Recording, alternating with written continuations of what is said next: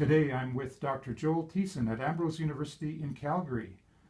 Joel is the director of the Flourishing Congregations Institute. Joel, could you tell me a little more about your institute and your research findings and how that's relevant to churches today?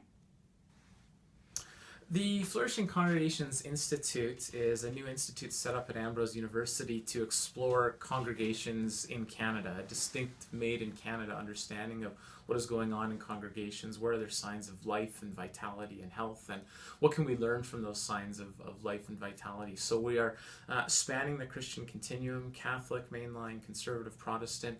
We're spanning the country in Vancouver, Calgary, Winnipeg, southwestern Ontario. We'll be heading to Quebec later this year, and Halifax to explore where are the catalysts, the contributors to flourishing congregations. In our research to date, we surveyed the literature, and we see 5 things that emerged as a starting point for entering this project. Congregations that have a clear self-identity. They know who they are, they know what it is they're trying to do and where they're going. They have a committed leadership. They equip and empower leaders. They have leaders who stick around for the long haul, and leadership is a central part of how and why congregations flourish. They have a desire to grow.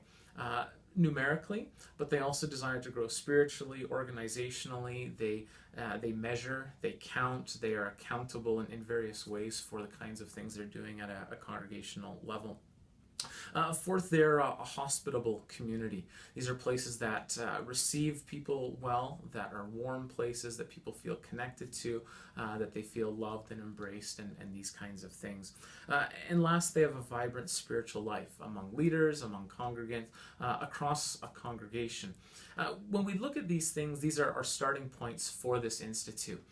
What we've discovered, we've just spent the spring and summer on the road going coast to coast, interviewed over 100 leaders, conducted a number of focus groups as well, is that leaders in their own words will hear these things and say, I'm not sure I agree with these things, or I would add this, or I would push back on this, which is exactly what we want to get at in this institute. How do leaders themselves, how do congregants themselves characterize what it is that contributes to flourishing within their context? How might a Catholic think about flourishing that might be similar or different than a Baptist or an Anglican or a Presbyterian and so forth?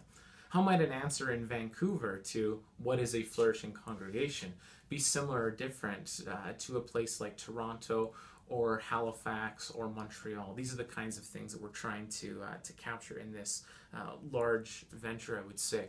And so here's some of the things that we're hearing as we're on the ground. Of course, we talk about these 5 things, but other things are arising as well. We're seeing that congregations that flourish are taking risks. They're given the latitude and the freedom to try new things that may fail, but could lay an important seed for a new idea. And that this is part of the DNA, that congregations are constantly trying new things and taking measured or educated risks, to be sure, but they are risks nonetheless. They talk about stewardship. Stewardship not just of money, but of land, of resources, of the environment, of people's volunteer initiatives and so forth. That stewardship is a key component to how they think about what are we leaving to the next generation. And that's an important discourse within local congregations. Congregations that flourish have an ability to navigate conflict well. That's an important indicator for them of whether or not they're flourishing. Conflict always happens in congregations. How do we navigate? So we see some of those things. And last, I would say, and this came up time and time again, a strong presence in the community. That a flourishing congregation is not inward looking, it's not just come to us, but they are intentionally and cognizantly out there in the community. So we have lots to learn. This is just the starting point of this study. Next year we're going to do some in-depth case studies, visiting congregations, attending services. In year 3 we plan to do a national survey with those who are attending flourishing congregations across Canada. But we really want to be a resource for local pastors and church leaders. What is distinctly happening in the Canadian context in Canadian congregations? What can we learn sociologically? What can we learn practically? What can we learn theologically? And how do these things inform, enrich, equip, and empower local churches in Canada to effectively fulfill the things that they believe they are called to do within their local context. So you can check out our website. You can check us out on Twitter and Facebook. We're very active in social media. Want the word to get out there and to connect and help resource local churches.